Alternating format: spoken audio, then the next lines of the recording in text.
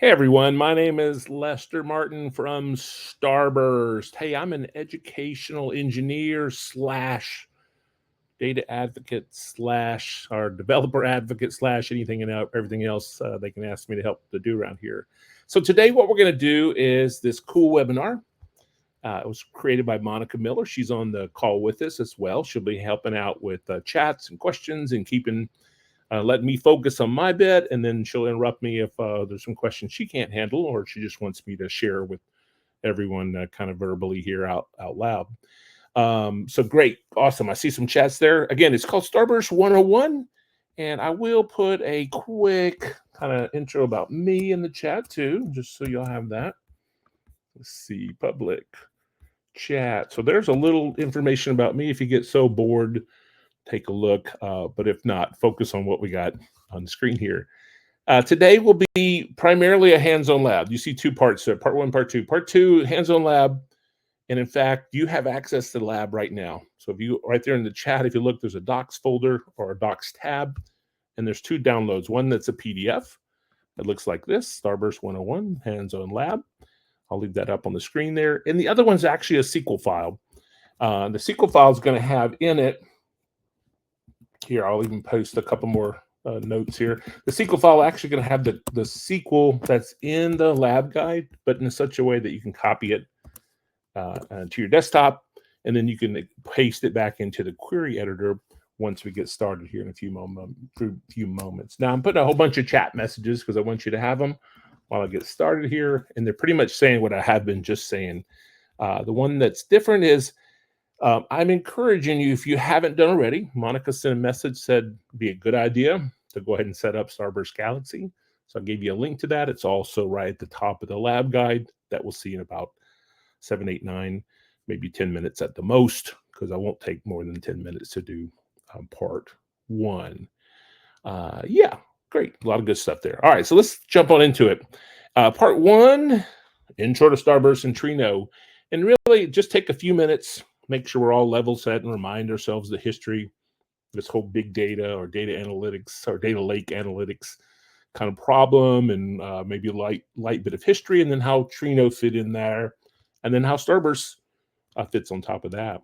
So it doesn't take a rocket scientist to maybe remember, or if it was before your time, know about the fact that, hey, the internet got going, and all of a sudden, we started realizing in data analytics that we want to look at a size and scale of data sets that maybe we just hadn't seen before, we hadn't tried to tackle before.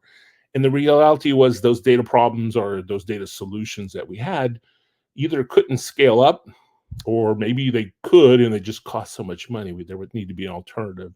And the short answer, the alternative that came out of all that was Hadoop, early 2000s. Myself spent a long time in that space. I have a lot of skills. I love Hadoop, but the world's continually moving forward. And we're building upon beyond that as we think about more data lake analytics as opposed to maybe classical big data repositories like Hadoop's file system, and so on and so on and so forth. So these came out, and the reality is when they came out, they offer us as consumers a Java API. I'm a Java programmer. I like the Java MapReduce API to a point, but most people would go, no, thank you. So the good folks over at Facebook realized they have a lot of people that know SQL. They already knew SQL, and so they created a framework on top of Hadoop called Hive, and Hive gave us SQL semantics that themselves, under the covers, turned around and wrote that MapReduce concept, that Java code under the covers. And that was great. We solved problems that we couldn't solve before. We started being able to ask exorbitantly crazy questions out of even larger data sets. The problem was, as you can imagine, it was relatively slow. A lot of that was built on, it just was gigantic data we hadn't solved before, and slow is better than no.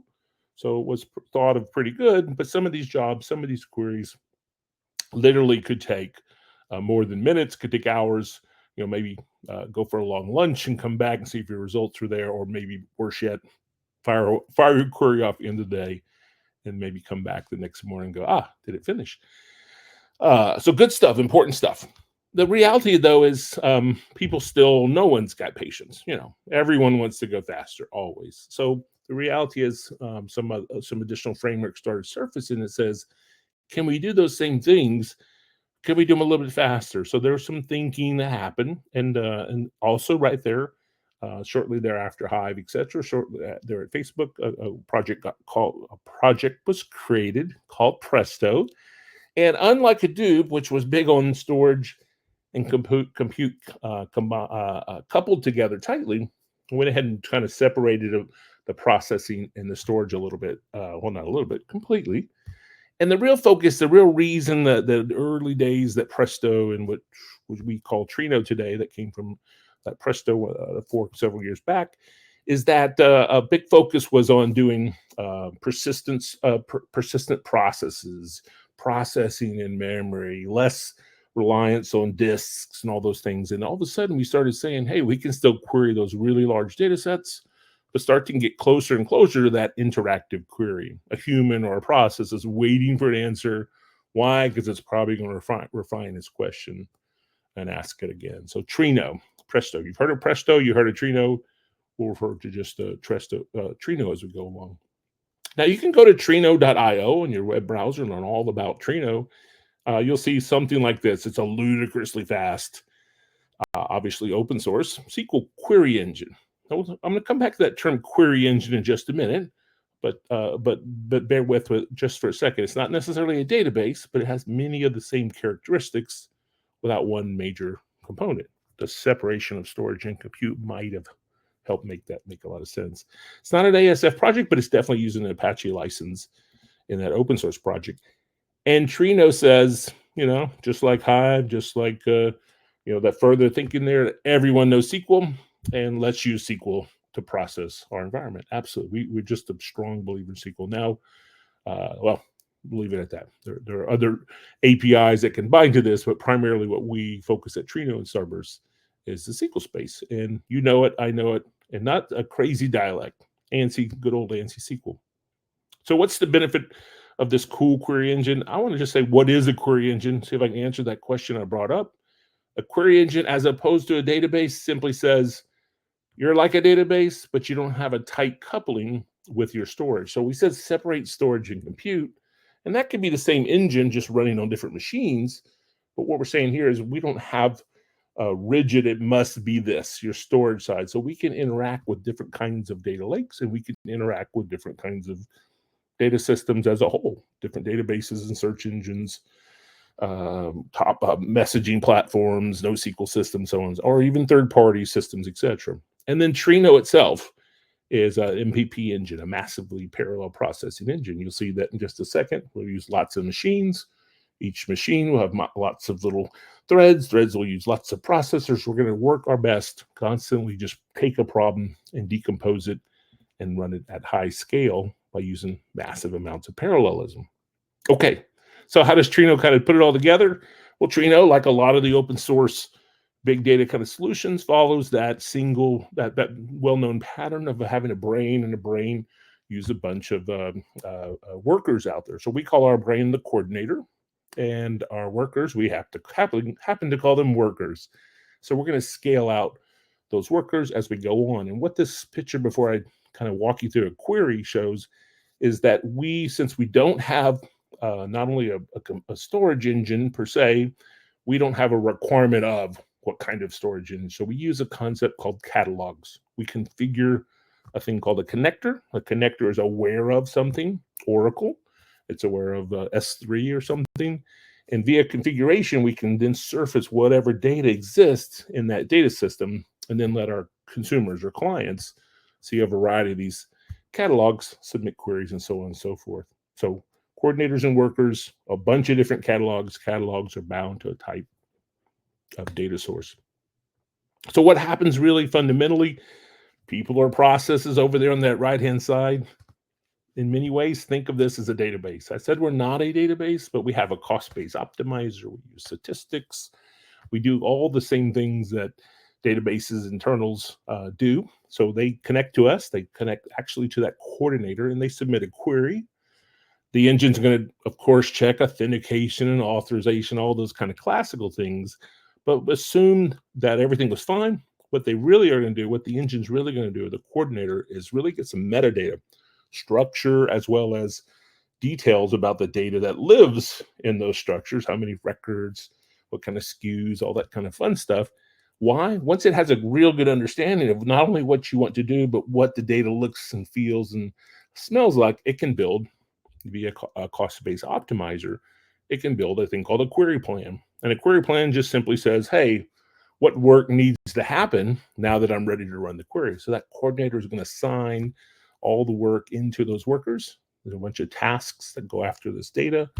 As you see across the bottom, data can be in all kinds of different places. We'll focus today, obviously, on data lakes themselves. And that's where the heavy lifting is going to happen. Lift, shift, move, join, sort, merge, all that kind of stuff. And then ultimately an answer is going to come back from one of those workers to the coordinator and back to an end user. And again, we're expecting this to happen. I'm not saying that everything happens, instantaneously, but we are looking for speed. We're looking for interactive queries. We're looking for fast responses. And that's the expectation you should have from Trino. So who uses Trino? Well, believe it or not, a lot of people use it. And a lot of folks that you already know and love. I don't know, but you know them. You know their logos. You see some across the top there. And these folks, they're your big consumer-oriented frameworks. They have gigantic engineering shops. And as you look across the bottom, it kind of starts to suggest when you use this open source Trino, that those teams have to support that. Those teams have to deploy it. Those teams have to have a lot of intimate knowledge. And in fact, most of these companies and others not only use Trino, they give back. They're contributors. They add data. They add functionality. They fix bugs.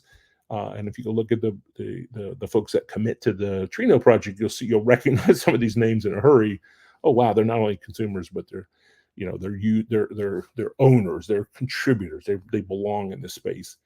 But for a lot of us, we might want to, maybe we have a smaller IT shop or a smaller group of people that are going to manage and run this cluster enter. Maybe you want to pay someone like Starburst to help you out with some of those things you see on the far left over there, some additional value add that we could bring. So why don't we talk about Starburst? Good segue, good segue into that space. And we like to think of ourselves as an open data lakehouse. And what does that really mean? I'll finish the tip top things that I want to talk about first, but I'll wait and talk about it last. I'll just simply say an open data lakehouse means we need to be a data lake house. We need to honor some of those tenets, such as storage and compute need to be separated. This can be on-prem too. It's going to be public clouds, private clouds, all kinds of good stuff. We want to leverage all the work that's happened over many years in advanced file formats. So we want to get out of CSVs and get out of JSONs and use things like Parquets and Orcs columnar file formats. And then there's been a lot of movement in the last few years to move past what we call the Hive table format. So there's these modern table formats of Delta Lake Hootie and our personal favorite for a lot of good reasons, Iceberg. And so if you take all those things, all those approaches and standards, and you take an open source engine like Trino, or preferably Trino, not just like, use Trino and Commander Bun there, you really have a strong lakehouse presence. And then we want to say, because Trino is built on interoperability, on optionality, we want to say the reality is, while we want all that data in the data lake, there's still a lot of data that's in a lot of other places, even good EDWs and that kind of stuff. So operational systems, data warehouses systems, and then just other kinds of data access systems. So Trino is going to allow us to federate and pull in all that data too and access it at runtime and do ETL on the fly, do federated queries, or build traditional pipelines to move data from those environments into the data lake. So the open data lakehouse built on these open standards, open specs, including open source Trino. Now, if you look at this link at the top, I guess we didn't make it linkable, clickable, but you can take a quick look or just search for Icehouse or maybe Icehouse Manifesto. Our CEO coined this phrase, the Icehouse, not too long ago. And it really is saying, hey, what is an icehouse? You've heard things like a lake house. We'll think of an icehouse as a very opinionated data lake house. It says, you know what, build a data lake house using open source Trino and using that Iceberg modern table format. And, we obviously at my company offer some options there, but you could do your own as well. You could have your own instance of this as well. And there are other supported folks that built on top of Trino as well. Thanks, Monica, for sending some more good links out there. And then it includes the terminology. If you take a little time to read that, we also, not just that, we address maybe bookends. We think of ingestion, we think of, and maybe on the other side, governance and lineage and those kinds of things as well. So we definitely are going to offer that. But Icehouse is not a product. It's a terminology. It's a concept. We expect ourselves to be the best Icehouse implementation you can get, but it is something that you can just build your own should you need it. All right, I said I was going to do that all in about 10 minutes. I think it's about 15 after, so I think it took longer than I wanted. But let's get on in to the hands-on lab. I'm going to primarily in just a minute shift over to Starburst Galaxy, shift over to the lab guide and work.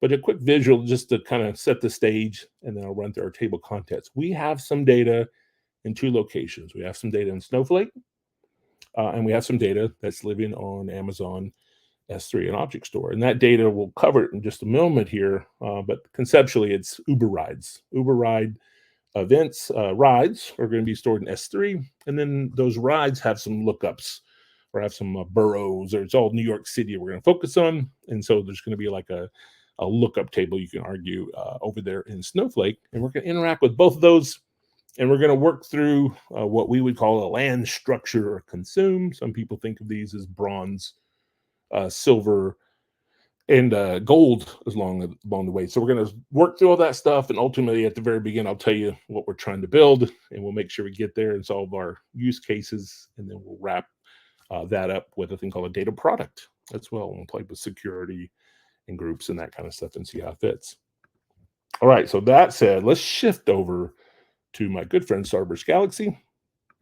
And perfect. I went ahead and scrolled down in this PDF to the table of contents. Now, if you look, there's 40 some odd pages, and we're going to do all that in an hour and change, right? We will. I will.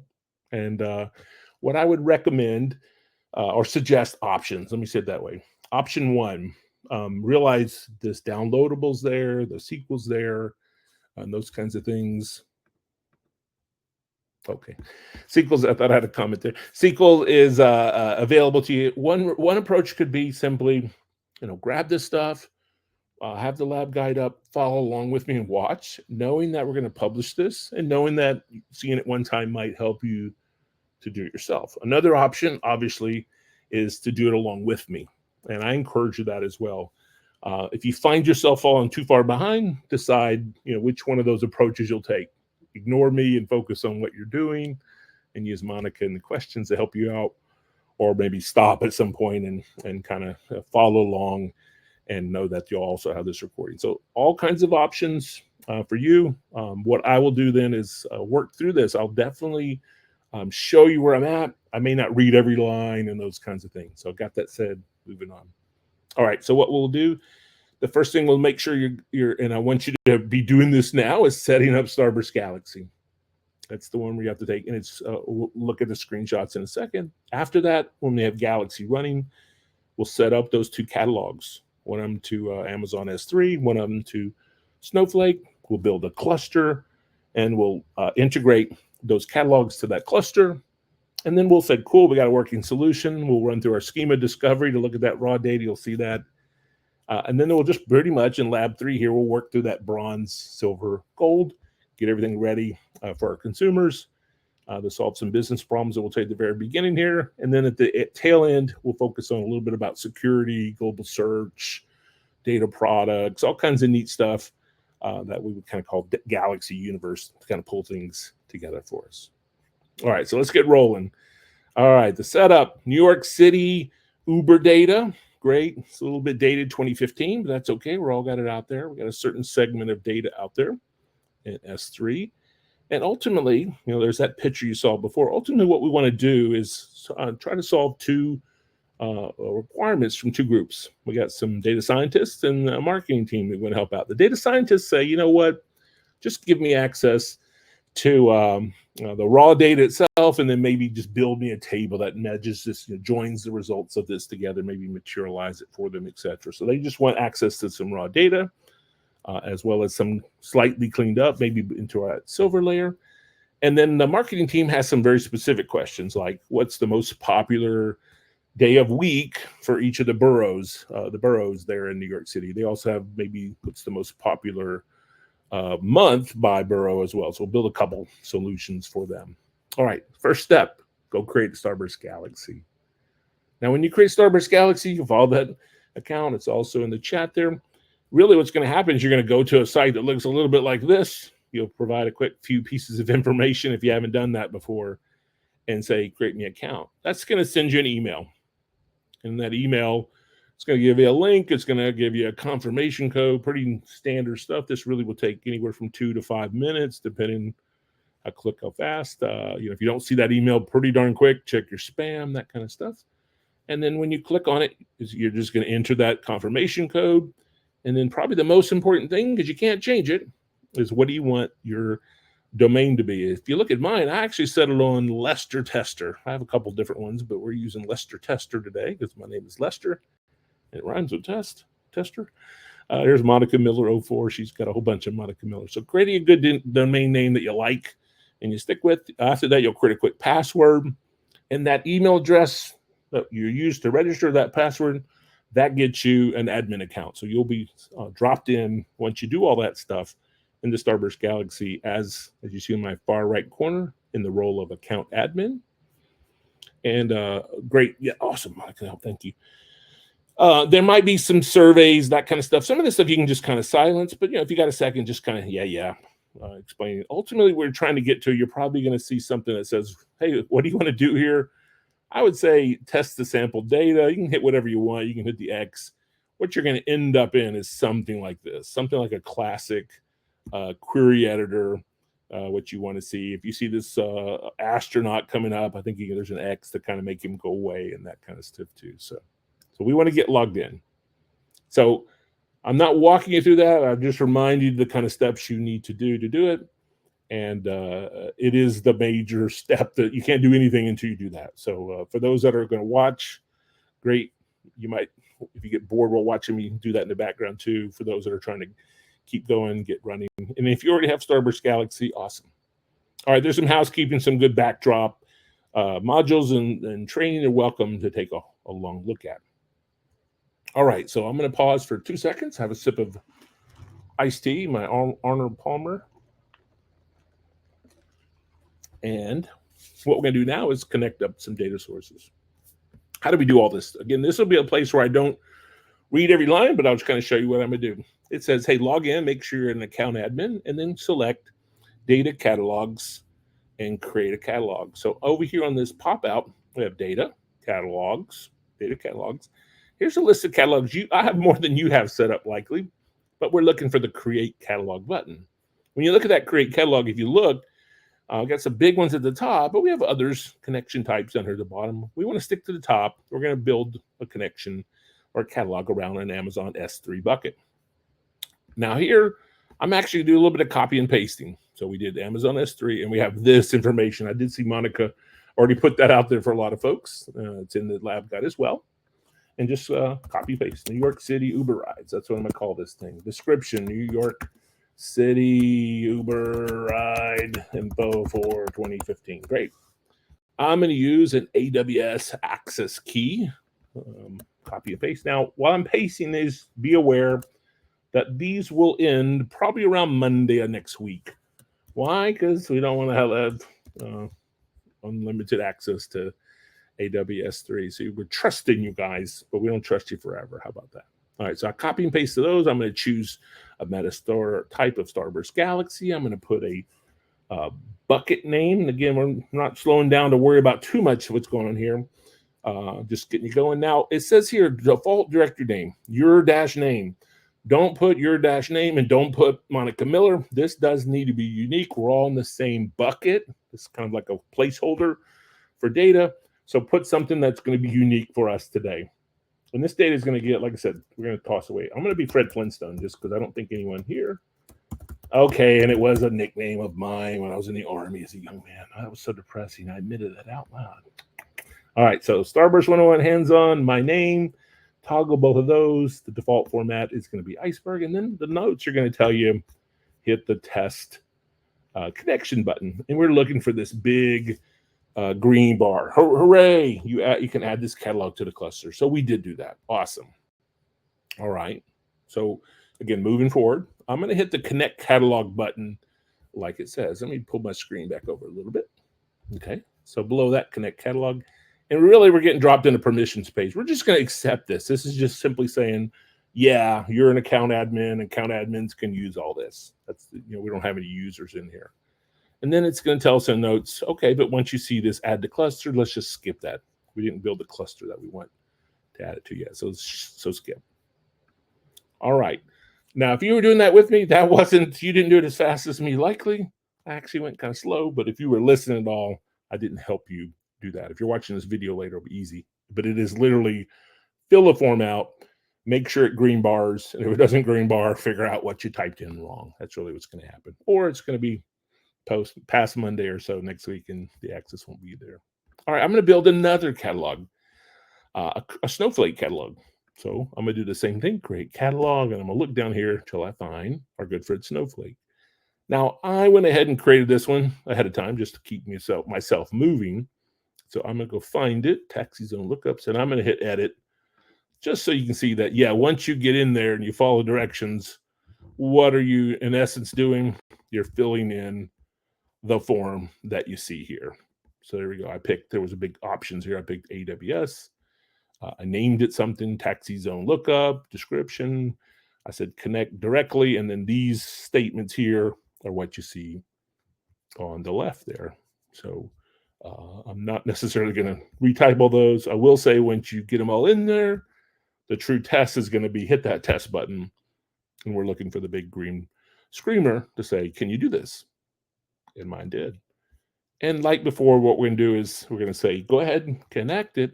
And we're going to approve the access controls that grants the admin user access to all that. Great. And then we're going to skip it to the cluster. So I'll do that right quick here.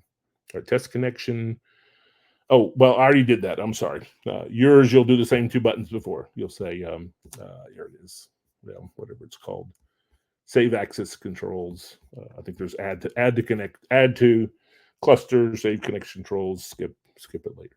Okay.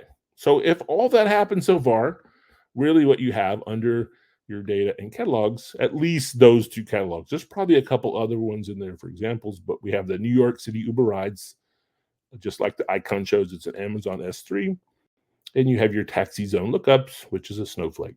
Now what we want to do is build a cluster to set this thing up in. All right, so now I want to, if you're watching this later and it says secondary, the notes kind of miss a slight nuance for some of us. I'm not so sure how consistent it is, so I want you to make note of this here in just a minute. So I'm going to navigate to admin clusters, and then I'm going to hit a create cluster. So here under admin, there's a clusters. There's a list of clusters I have. I'm just going to hit create cluster. Now, like before, this is just follow the forms and move it in. But there's a subtle thing I want to just make sure I'll call it out and see if it doesn't work exactly like it says it. New York ride info, sure. I'm going to pick those two catalogs, New York Uber rides and the taxi zone lookups. So there's the two catalogs on it. That's that and that. And it says, where am I going to run that? Because we're going to use a free system, we need to kind of be in the same region. There's some other ways you can do that if you're willing to pay money and that kind of stuff. Now, here's where it gets a little weird. It says execution mode, leave that alone, standard. Then it says cluster type, leave it free. Now, I'm not going to touch free. Yeah, maybe it'll work perfectly, actually. Last thing it says is toggle this to 30 minutes. That says how long before it shuts down. Oh, there's the problem you're going to see in a second. Here's what's going to happen. It's going to say, do all that and hit the create cluster button. So if that works great, you're okay. If it says this, hey, I failed to create a cluster, paid clusters are not allowed, you're going to go, what? I did the instructions, it said free. The trick here, and this is, I think, only impacting folks that maybe had an account after a recent change happened. I think if you're net new, you won't see that. But the call out in the video here is do this. Mark this to 1 and mark this to 1. So hand set those to 1 and 1. That toggle this to custom and then just reset it back to free. And then it'll go to 0 to 0. You'll go, why not just put it 0 0? Because it won't let you. So toggle those to start at 1, scale to a max of 1. It'll change the cluster size to custom and just mark it back to free. And then you should be able to cross my fingers here, my chubby fingers here. There we go. I create a cluster, and there it is off and spinning. So that's a Monica to kind of look at. That's something recently happened. I caught that yesterday and remember somebody having that issue. All right. So if you see that, if you're doing along, ping Monica, and if she can't remember, she'll interrupt me and get my attention. We'll make sure you get your cluster started if you're doing live with us. All right. The good news is that cluster is spinning. It's actually starting up. And really, the good news now is we can start doing something. We built 2 catalogs. We built a cluster and bound those 2 catalogs that cluster.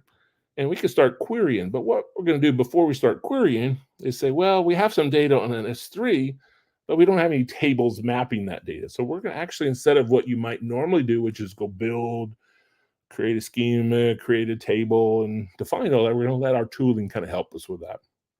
So what do we need to do? We need to go to catalogs and go into our New York Uber rides.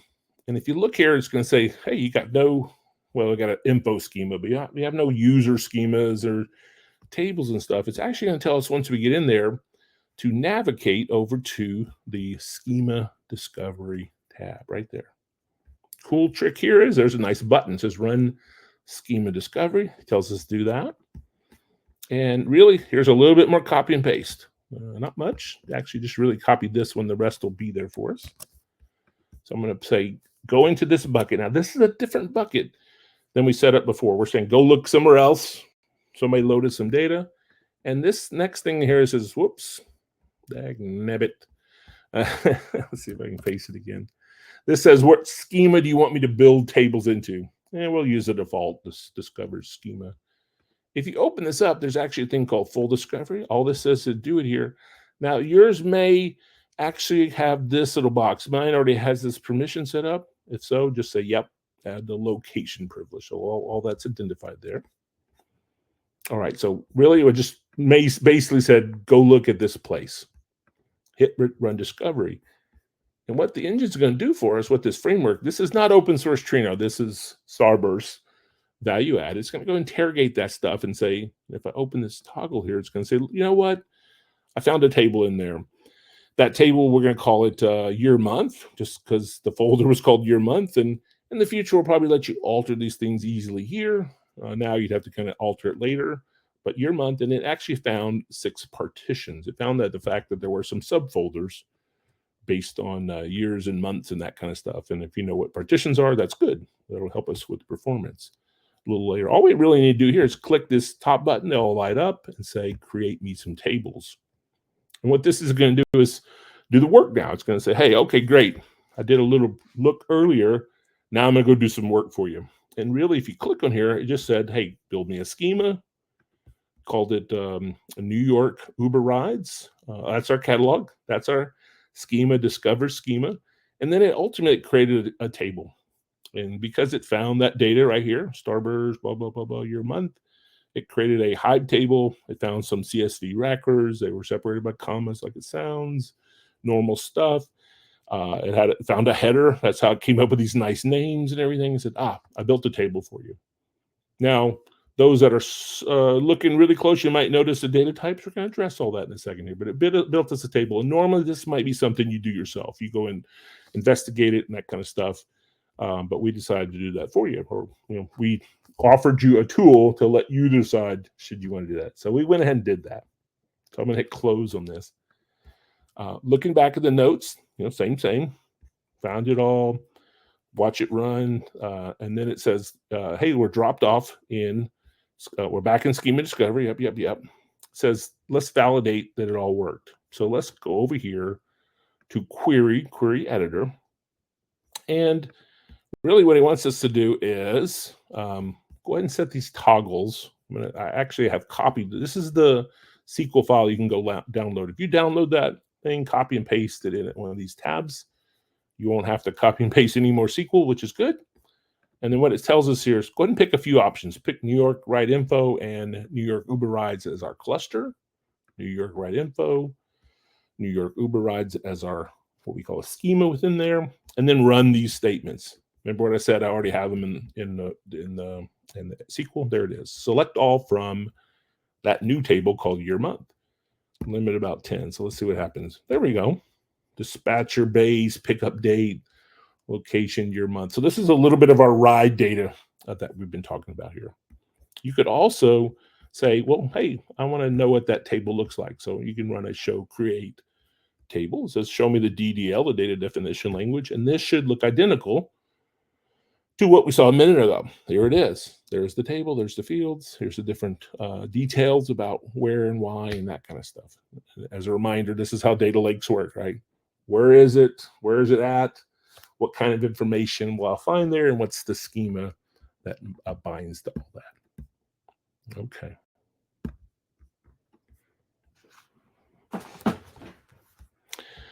I see. I'm peeking up there, Monica. I shouldn't. I see people asking great questions about schema discovery. Is it available in Enterprise and Galaxy? Awesome. Great questions. I'm glad you're going to tackle those for us. Okay. What else can you do? Let's go ahead and verify that showed up in our GUI tool. So free, we're down here in close free, working on New York ride info. If I open that up, I'll have a schema called Discover Schema. And I really only have that one table, year month, that's sitting right there. So cool. We've seen it from CLI. We've seen it from a GUI. It's all there for us. That's good. So we actually built our land zone or our bronze zone right there, just with that, using that schema discovery tool. Now I realize someone had to ingest it. Someone had to get that data there. Remember we said about an ice house, you need to think about ingestion. We, for a moment in time, let someone else tackle the ingestion for us to kind of keep us moving a little bit forward here. Now, I wrote myself a little note in here. I think we'll see it again in a minute. Oh, here it is. I wrote a note. Oh, well, I'll just keep on moving. Keep on moving. All right. So here we are, lab 3, bronze, silver, gold. I got ahead of myself. Let's just validate that bronze layer. What's, yep. What's the differences? Bronze is received, land, raw, whatever term you like. Silver is that, hey, tighten it up, cast it, do some augmentations if appropriate, all that good stuff. And then gold are the optimized data sets or views that people are running their business on, asking business questions on. So it says validate the bronze layer. The good news is we just validated that, but we'll validate it one more time. Hey, run year month table. There it is. Great. It says, could we also verify those? Let's check on the partitions themselves. So there's another question that says, hey, run that same table. We noticed earlier that the year month column was the thing we partitioned on. So it just says, show me what are the distinct year months. So these are the partitions that we have available. 2015, January through June, New York City only. So we don't have the entire world, the entire corpus of Uber, but we have this kind of window in time we're focusing on. Now, I say before we move on, we could think about this for a second and say, arguably, that other data set over there in taxi zone. So I'm going to open up taxi zone lookup. We really didn't talk about that. There's a taxi zone schema, and inside of the taxi zone schema, there's a zone lookup table. Now, I just did a query on that. Hey, run a lookup on that. There we go. Location IDs. It's going to give us things like the borough is going to have zones, and then zones have boroughs and that kind of interesting stuff, if that makes any sense. This is our lookup table. I'm going to say that's also part of our bronze layer as well. We didn't quite put it in the note there, but that's okay. All right, so what are we going to do next? Let's create a schema. We're going to start building that silver and that gold environment. So let's make sure we're still in this thing, New York City rides, etc. And we want to do a create scheme. Now, this is the one that says change your name to something. So I'm going to put my name again. I was Fred Flintstone. I'll just be Fred Flintstone or F Flintstone. There we go. Flintstone. Anything you want. We're going to actually just use the tooling to map it down in the future. So create a schema. After you run that, if you really, really want to see it, just toggle the rides, open and close it. You should see Flintstone. You won't see everyone else's. Based on the way we did our Metastore thing, that everyone has their own Metastore, but we're all in the same AWS bucket. So as long as when we set up the catalog, you pick the name. This doesn't have to be the same name. You will not see anyone else, but you won't have any collision either. We're kind of sharing it behind the scenes in a somewhat weird way that works for us for this training class. All right, so we're going to verify that schema is in there. Just did. It says Monica Miller, or in our case, Fred Flintstone. It's an empty schema. There's nothing in it. All right, so let's work on building out that silver layer. All right, so it says, hey, let's build a table. And I have that right about here. Step 1, all that stuff. This big query, it says, hey, build me a table called ride pickups. This is going to be the one. I'm sorry, let me take it back. This is going to be the one. Insert into, yep. This is going to be our silver version of that same data that we got from. What did I do wrong here? Schema must be specified. Make sure it tells you to do that here. Yeah, here we go. I skipped a step. It said, go ahead and toggle this down, the schema, to pick the one we just created, Fred Flintstone.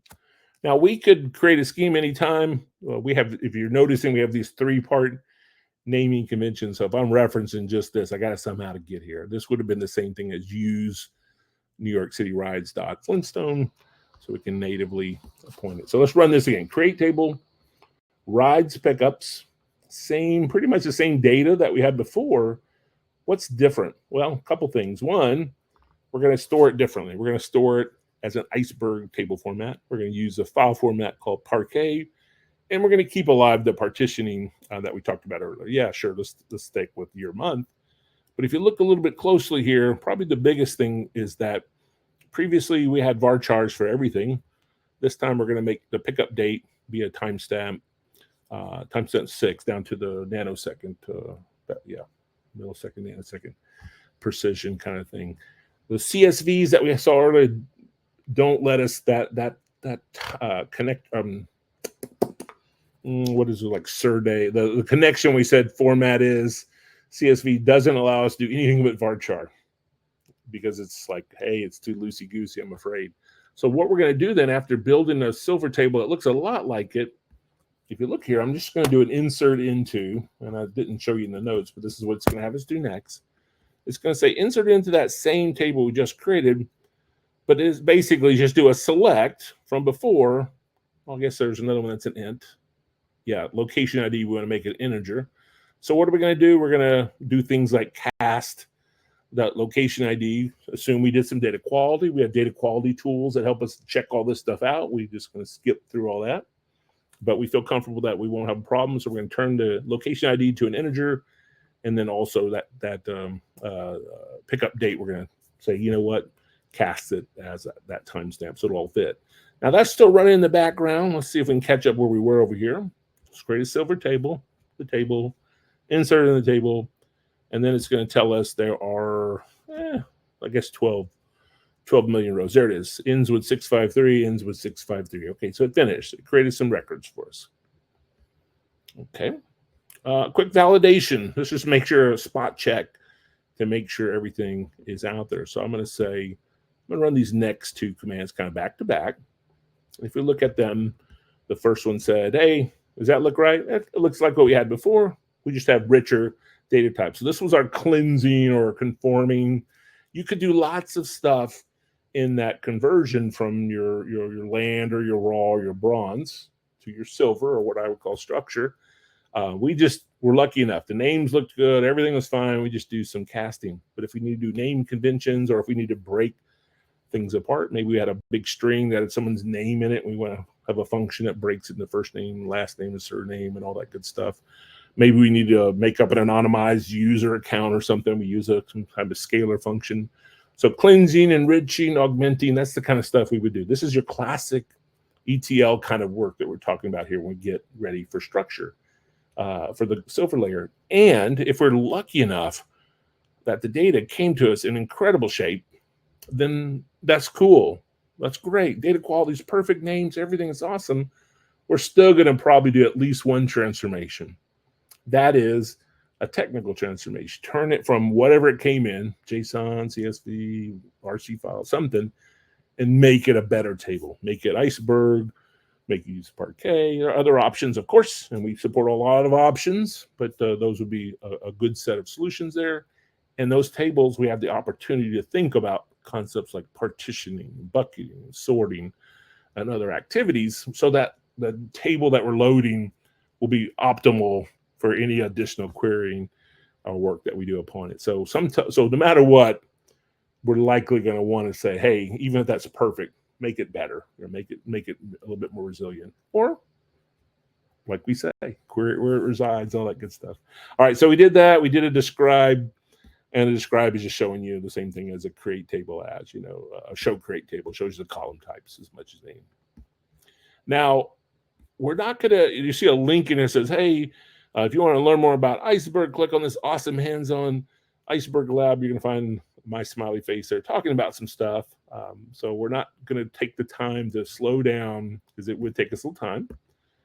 Worthy topic. I said that we use the Iceberg table format. Has a lot of awesome features. This is just reminding us, for those that either figured that out already, or maybe after you look at it a little more, that, yep, all those cool features. We're showing you, hey, there are special metadata tables like snapshots, art history, partition, there's files. There's a whole bunch of these. We're making the point that, yeah, those things exist, so and so and so forth. Yeah, I don't want to go any deeper because we got a couple different webinars focused on nothing but that. We got tutorials, we got labs. Ping Monica while we're here. Use the About Me, Find Me later. We're glad to help you on your Iceberg journey. Hey, and speaking of, I'll use that as a shameless self-promoter moment. I'm going to put a chat message that says tomorrow over there on LinkedIn at 3 o'clock Eastern, I'm going to do a little session, a little live with Lester session, my first one ever. Cross your fingers that it works great. Feel free to come. Ask any question you want about anything. Yeah, try to keep it in the data analytics space, preferably more data engineering than data science, but ask anything you want. If I can't answer it, I'll tell you. And if we don't have any topics, we're going to talk some Iceberg stuff. We're going to talk a few things about how it works really good with object stores, and talk about how it tackles the bucketing clustering concepts. So there's some topics if no one has any hard questions, but it is kind of open mic question time. And if it goes well, I'm going to try to do it a few more times. Thanks, Monica, for also plugging it for me. Whoop, whoop. All right. Hope to see y'all there tomorrow. Okay. Guess what? You know what else we can do? Remember I said by the fact that here's our cluster, and we got this New York City rides that's in S3, and here's some Snowflake data. We can actually make a table. We can actually run a query like you see right here. This right here. This is from the lab guide. It says, you know what? Just basically join the AWS data set table with that lookup table that exists in Snowflake at runtime in our engine. Do a federated join. This could work for any 2 or more tables on 2 or more catalogs that are bound to the same cluster. So this is a very simple join. Join the lookups with the locations itself. But what did we do? We filled in, logically, what did we do? We took this location ID, if you look at the query up there, and built the borough in the zone columns and appended it to it. So it wasn't a really sophisticated query, but it was pretty darn awesome that I did it on this engine. This is Trino. This isn't Starburst. This is Trino allowing this cool feature. It's called federation, query federation, or federated joins, or whatever you like to call it. Cool, incredible stuff. Let you query the data where it lives. All right, so let's build the gold layer. Now, the good news is that query is pretty darn close to what we want to do. We want to build a table that's, I'm going to run a C task here. Create table as. Kick it off, and then we'll talk about it. So I'm going to build a table called rides by zone. And I'm going to make it in an Apache Iceberg table format. Again, we'll use that file format of Parquet. If you left that off, it'll use whatever the default is. The most recent versions is Parquet, used to be York. And then the rest of the C task is, okay, run me a query and use the results from that query, including the columns and the column types, as well as the data, to do it. So create table as, if you've never seen these, it's like creating a table and insert into the table like we did a few minutes ago. So we just do it all in one swing. What we expect is the same number. Yep, 12 something, it ends with 653.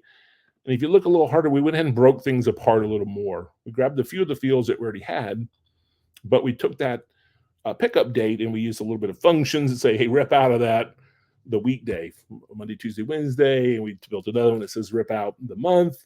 And then we tackled in the borough and the zone that came in from the join. So let's just do a spot check and see if that makes any sense, what I just said. And it does. There we go. Blah, blah, blah. Weekday and month. We broke them apart. We still carried over the pickup date as it was. We still have the location ID. But this is the data set that ultimately we're going to use to give to our data scientists, along with those raw data sets they want to have access to. And it will also be the data set we're probably going to use to build questions and answers, views that solve those marketing questions we had a few minutes ago. All right. So we created our gold table. Now we want to put some more in our gold zone, and you might have noticed here. I guess let me show it. We might have noticed or thought it through. We're dropping everything in this exact same schema, and that's okay for us. May not be what you want to do, but it's what we're going to do. So a rides pickup is our main primary silver table, and our rides by zone. One could argue that's our, are we calling this gold now? Are we calling it silver? Monica, yeah, gold. Good. Good. We're putting them side by side. And we're actually doing it for a reason you'll see in a few minutes when we think about a data product to expedite. But where you land these, that's up to you. All right. I'm going off script here. Let's keep it focused, Lester. Let's check time, 11:51. We're doing great. All right. So let's focus on those marketing views. If you remember, the marketing team had questions like, there we go. Let me run this quick query here. Should have it in my chat. There we go. So this is, remember, you have all these tools. You can copy and paste from the PDF, or you can just paste them all together at once from the SQL that you downloaded. And what do we want to run here? If you look really, I guess I should focus on results and then glance at the query if we need to. The results say, hey, I want to know by borough, what's the most popular day of week that the most popular one, the most rides of that. So from Brooklyn and Staten Island, it looked like Saturdays were their big days. In fact, if you look, you see a trend. Bronx, Brooklyn, quite a few of the boroughs, Saturdays were their big days. For the other guys, the truth is, it was either Friday or Sunday as well. Then maybe Thursday from EWR or something. Now those numbers are teeny tiny, so I'm not so sure what's going on there, but that's okay. So this is the question that maybe our marketing department wanted an answer for. Now, the bad news is we can say we solved that problem, but I gave them a 1, 2, 3, 4, 5, 6, 7 through a pretty long query. In fact, if I highlighted that and said prettyify, it'll actually be even longer. And they might go, man, that's gnarly. What if I mess that up?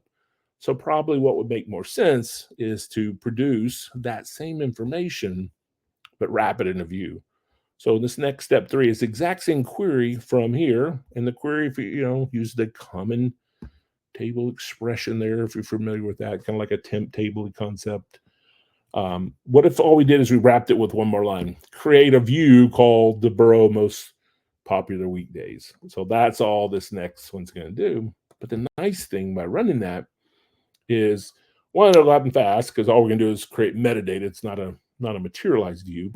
But it gave us over here in our schema, it gave us a nice view. So someone could just come along now, instead of writing that big old long query, they could just say that, select all from most popular weekday view. And this is a pretty normal pattern, especially if you have not just people running quick queries and stuff that you share around, but maybe a tool, a dashboard that runs things and that kind of stuff. Make it easy. Just build something that hides the complexity. And then, to be honest, that also lets us solve the fact that the data could be moving. Maybe it was still in Oracle. We're trying to get in the data lake, hide it all behind a view, and then ultimately kind of get there.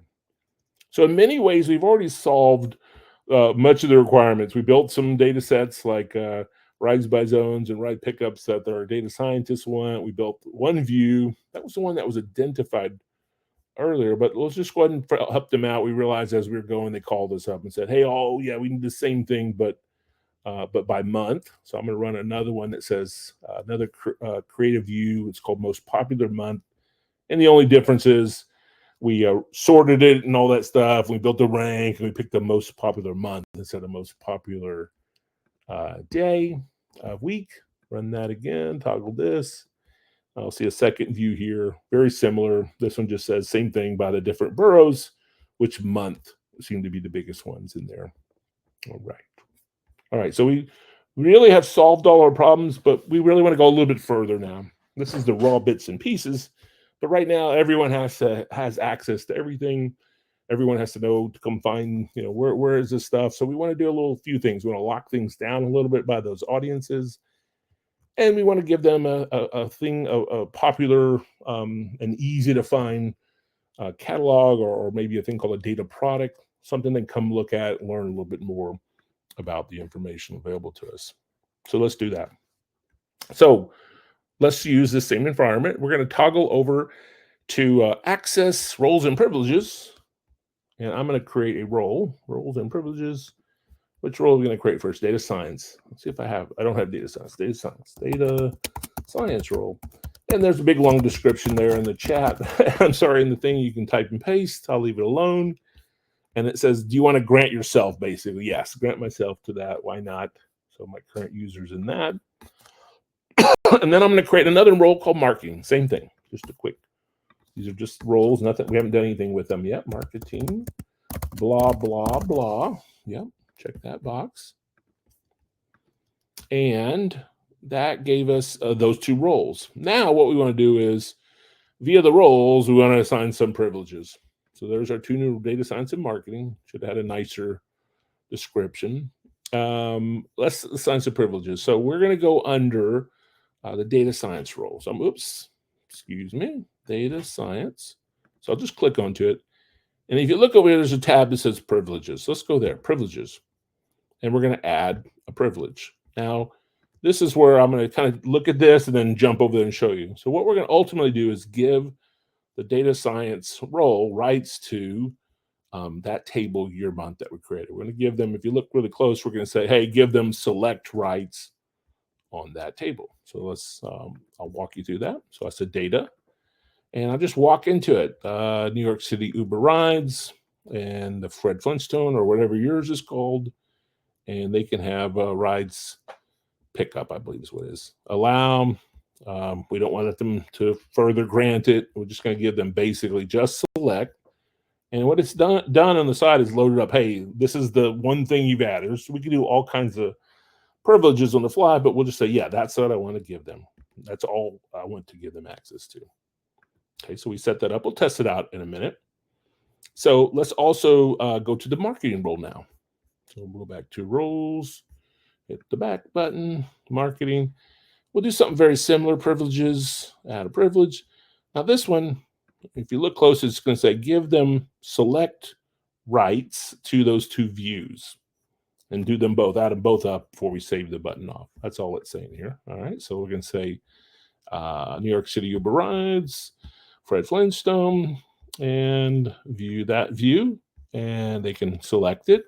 It popped it over there, but I want to give them the other one as well. So let's, while we're there, let's say give them the weekday one, select. So we go, which we're adding. If you look really closely to the popular months, the popular weekday views, add them selects, save two privileges. That's what all that told us to do. If you follow it, it should get you there. Save privileges. Now we want to test them out. So test them out, we're actually dropped ourselves, our user, whatever your email address is, we dropped ourselves into those various roles. So it just says toggle this role to marketing, maybe? Yeah, let's go to marketing. So it says, I'm still me, but show me in the role of marketing. What might I see?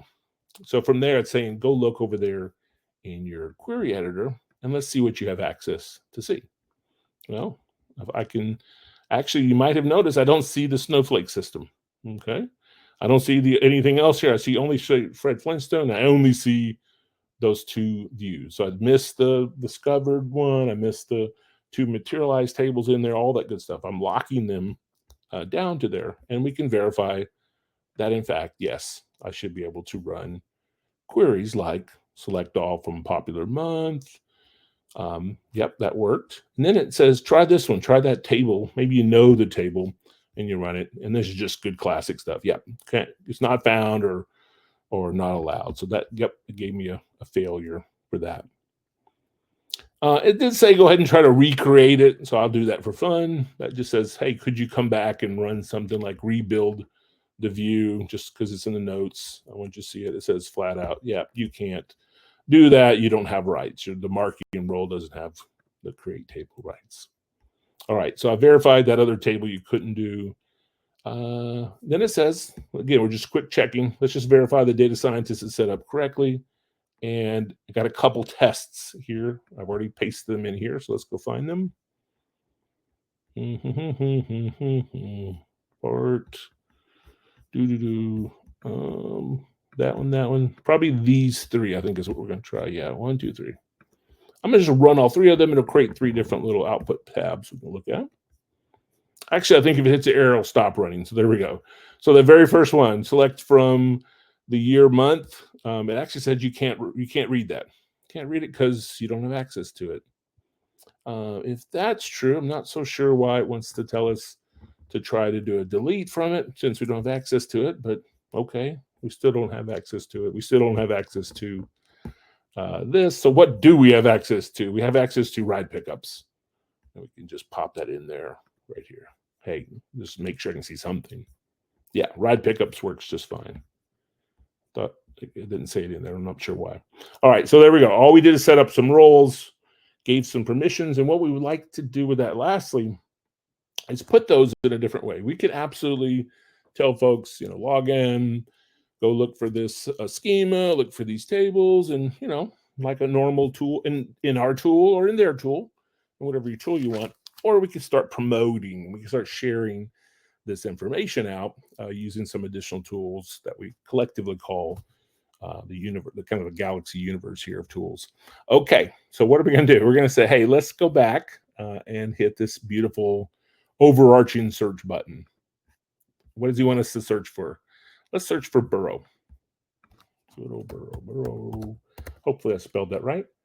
No, I did not. I am not a New Yorker. Burrow, Borough. Borough.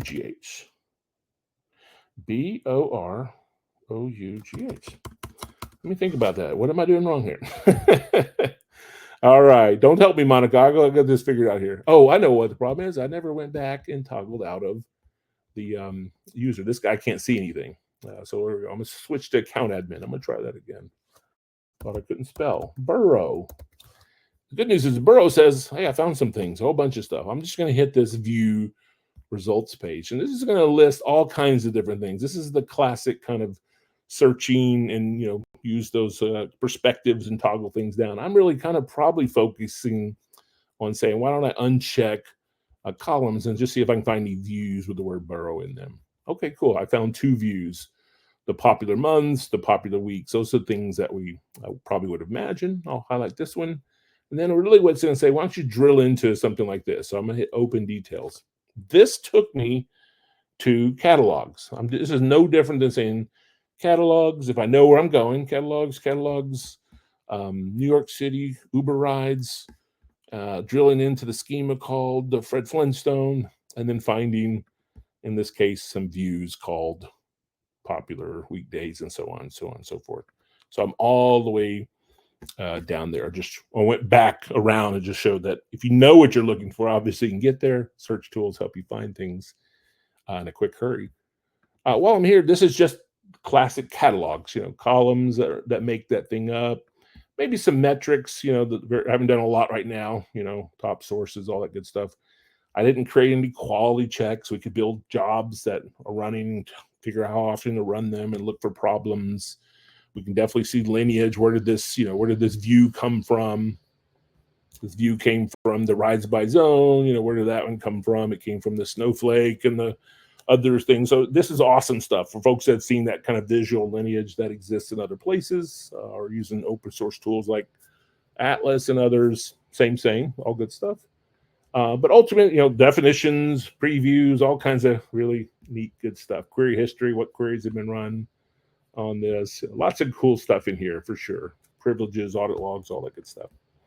What do I want to see though? I probably want to say, click back up to, so he says, while I'm here, click back up to my catalog. So I did that for you. You are not, thanks. Someone said, you're not an admin. Thank you. Yeah, Monica, I was testing everybody. That's what it was. Yeah. No, I messed up. I was confusing myself. I thought, why is it not working? It was working fine. It was an operator problem between the keyboard and all that stuff. Okay. So go back up to the schema, to the schema itself. So I clicked on Fred Monaco or Fred Flintstone, same kind of stuff. You can look at all the tables, views, and metrics and definition. But I think what it wants me to do is do a few things. I'm going to clean this or augment this thing up a little bit. I'm going to say, hey, you know what? Why don't I hit this thing called show details? And why don't I add some details here? So a description. This is the data evaluating. So this is such and such as such. Yeah, that sounds good. He wants me to add some links. I have to click on this for it to really work for me. So I'm going to copy that. Go back here. I'm going to go under links. I'm going to add a link. And it says, hey, and I think we'll just say data source information. Yeah, I think that's all I wanted to say. Data source information. Sure. Again, what are we doing? We're just providing some additional metadata, primarily as much as anything for us humans to kind of see what's going on here. I could add a bunch of tags. I'm just keeping tags out of the conversation today. We have a beautiful set of tags. I'm sorry, you create your own tags. Definitely use them for searching, reporting, all that. But the benefit of the tags, I'll go ahead and say in Starburst Galaxy, is we do attribute-based access controls where you could tag things such as maybe PII or top secret or whatever you want it to be, or home information or whatever. And then you could build rules, policy rules that say people can or can't see things based on, or mask based on, all the good stuff. So tags are incredible. I'm not going to get into tags today. It's another one of those topics that I mentioned we could spend some time on, but another webinar for sure. All right, I think I added myself as a contact, but it didn't save. Lester, save changes. There it goes. Boom. So I added a few things. I gave a description. I didn't add any tags. I could. Links. You got a bunch of links. This is just kind of like a wiki in many ways. This is metadata, additional metadata that you might be able to support. Now, what we're going to do is promote this thing. So we have a concept called data products. And data product fundamentally, in all practice, to be honest, is still a data product is a schema. So assume we've curated a schema, the Fred Flintstone schema, and we've curated 2 views, 2 tables that comprise our silver table and gold table, and 2 gold views, and we want to raise them all up together. So you got to do some work to say, yeah, this is good. So I'm going to say promote this thing up, bring forward all that important information that was already there, that will still be there, but let's name this data product, and we're going to name it something really descriptive like that. The New York City data aggregates, it carried forward the summary. We can change that kind of stuff if we wanted to, but we'll leave it. And you can have some more additional descriptions about this data product per se. So we'll say, how does that look? Yep, that looks good. No, pretty. You could say, hey, if someone was, if someone in that tool, you'll see in a minute, there's a concept called previews. You can bind it to something so you don't have to do that. Carried forward, that you can put more links here.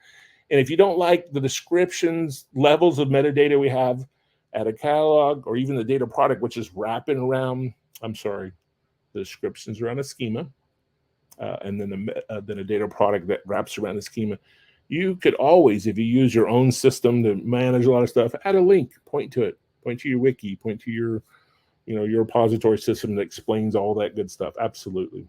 So we like all this. It looks really good. We'll promote them up to a data product. And what we're seeing here is actually another part of the UI. So under data, not just are there catalogs, there are data products. And data products are going to be more user-friendly, usually speaking. And it's like going to a grocery store or going to the pharmacy, right? Tell me what you see, all that good stuff. Maybe, Monica, we might pull out oh my goodness, the pharmacy 5-minute video or something. If I have time at the end, I'll paste it in there. It's a pretty good one. But data products, again, are something that you and I might want to go, hey, what's available to us out here? And you see that I have a few other ones. You don't have them. We just created this one. But I've got some Pokemon ones. I got some financial crimes and some super cool data over here and that kind of stuff. But I'll drill back into to this one. And it probably looks like what we saw a little bit earlier. And this is our opportunity to kind of see this, leverage this. Generally speaking, what's going to happen is data products have data sets, and data sets really are tables or views that exist in that environment. So there we go, 2 tables, 2 views, no materialized views. all that good stuff. They have nice little preview buttons if you want to just take a quick look. Hey, what does that look like in there? Show me the details, blah, blah, blah. This is just an easier way for folks to learn about what's available out there. And in fact, you can do the permissioning. We're going to do it a little different here. We're going to lock you down based on who you are to see certain things. But many people take an approach that says, hey, let the description about a data product be accessible to everyone or a lot of people, but maybe not have the data access also. So the permissions of seeing the product as a concept and the permissions of actually using the data product can be more restrictive if you wanted to, less and then more restrictive purposely to get people excited about stuff. All right, so let me see here. I'm going to toggle over and create another data product. This one, next time, we'll do it for our good friends, the data scientists. This one, I think what we're going to do is give them, we're going to give them access to that raw data set. That's what it is. All right, so we're going to look under data, catalogs, New York City Uber rides. We'll look at the schema called Discover Schema, and we'll just do the same thing. We're going to promote him up. And there are other ways to create a data product and add things to it, but this is the approach we're taking here. And we'll put the same stuff. This is, what do we want to call it? Data product user search. I didn't use the search to find it. I went and found it. Sorry, I should have done that. There we go. Show details. File it. You know, Monica, I don't see a cool name, so I don't know what we called it. We'll call it data. The discovered the raw data. Raw data for scientists. Raw data from Uber.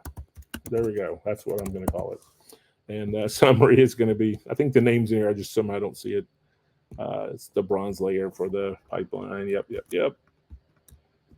There's a summary. Again, if it had a summary, it would do that. You could do the same thing. You could add descriptions. You could add data sets to links. I'm just going to leave all that good stuff out of there.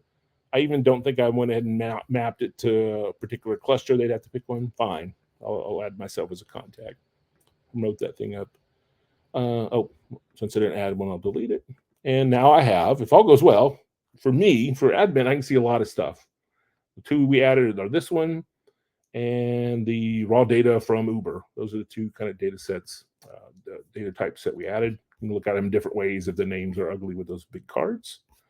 And then really what we can do from here is assume, there we go. There was the nice pretty name. Okay, I apologize. For those that are looking this later, the lab guide actually had us go to the catalog. And on the catalog, we provided the summary. That's why I didn't need a name. Added a link and those things. And then we promoted that. So I jumped ahead and promoted it. And then there's the name that Monica asked me to use, the Uber Rides bronze layer. A nice, better name. Some descriptions. I left all that off. Bind it to this thing for the previews, et cetera, et cetera, et cetera. The main thing, though, is now that I have all that, the approach we took here is said, I'll go back to the tile ones.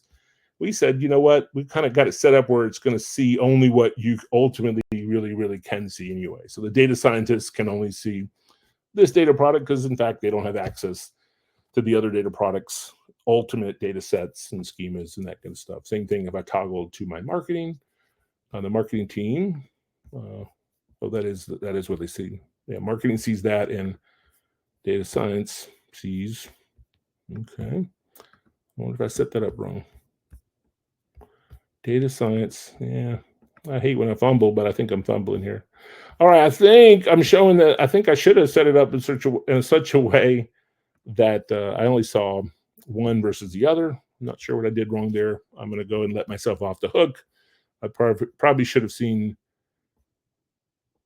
a different data set, different data product, because I'm not sure what I did wrong. We got a few minutes left. Maybe I'll fix it.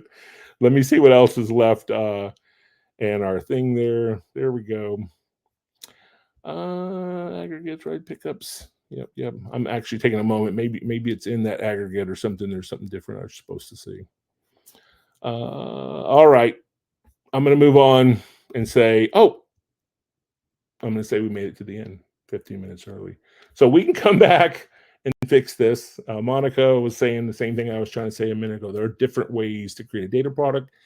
And it's fair to say that between Galaxy And enterprise, today at least, data products looks and tastes and acts slightly different, but fundamentally a data product really is aligned to a schema. It's just that in enterprise, you set it up separately, and then today you only can add views and materialize views. So ours, Galaxy, anything could be a data product. You could build it on top of Salesforce or on top of anything else as well. All right, I'm going to say we made it, and we'll turn ourselves over with some little extra time for Q&A. And to remind everyone, we got a really, really, really open mic Q&A tomorrow. Feel free to come, but we have 15 minutes, and I encourage any questions, comments, or concerns to raise out there. And Monica, I'll let you scream if you heard some kind of repetitive theme or anything. Or is the author of this great lab, if I messed something up that you wanted to point out as well.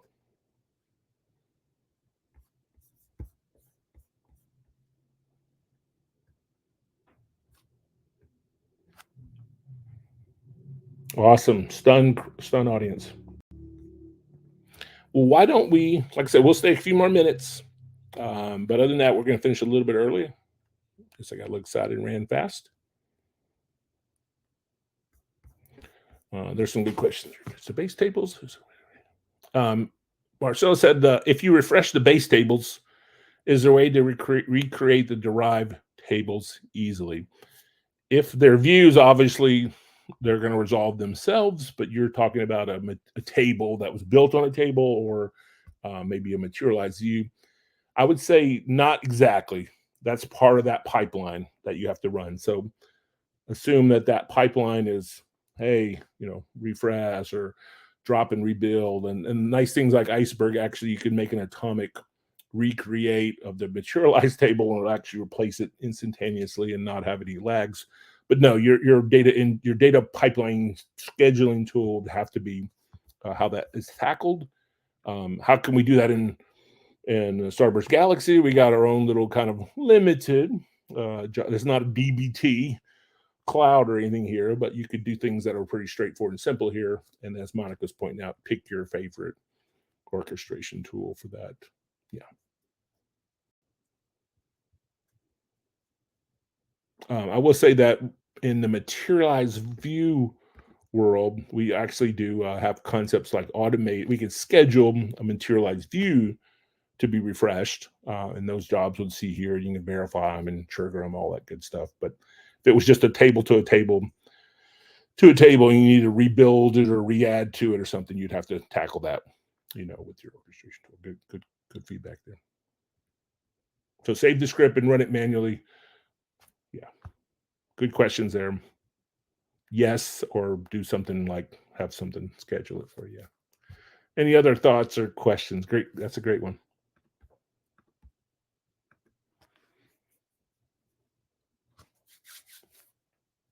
Yeah, to Monica, 100%. Likely you're incrementally loaded. Now, again, who knows, Marcelo, right? Who knows what you're building, right? Maybe it's such an aggregate that it isn't an additive aggregate. You might have to rebuild it anyway. But yeah, likely if it's roll-ups and that kind of stuff, as days of sales finish, you can,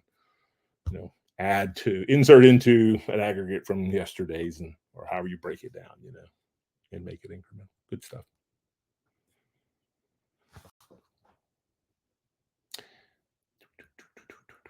Cool. All right. Well, we're just going to sit here I'll give ourselves about another minute or two. It's 18 after. Like I said, we got till 30 after, but we'll stop it here in 2 minutes. Thanks, Dennis. If no other comments come in, again, I'll plug it. I'll paste it one more time because I know you want to come see it tomorrow. But if you just have some fun, open mic questions, come tomorrow. It is truly Lester event, not a Starburst event. Ask anything you want. I'll be direct and honest with you. And then, of course, if I don't know something, I'll just go, wow, that's a great question. How do we figure that one out? So a little bit of a social experiment tomorrow. Well, before that last minute ticks down, I want to thank Anna. I want to thank Monica for setting this up and coordinating and helping us with the Q&A. And this is really me just stretching out like they do in theater a little bit longer in case a question comes in. And if not, as soon as it clicks over to 20, and we'll just shut it down. Thank you very much. I hope you had. I hope it was a good use of your time. Reminder: the lab. I don't know if Monica wanted to chime in. Monica, are we keeping those credentials open until close of business Monday, early Monday, or later or sooner? Okay. Even till Wednesday. Oh, and credentials for a week. For a week. So I encourage you, and you know, if you read between the lines, you could do a few more experiments of your own. Go to our tutorials pages and do all those tutorials. You got a place to save everything.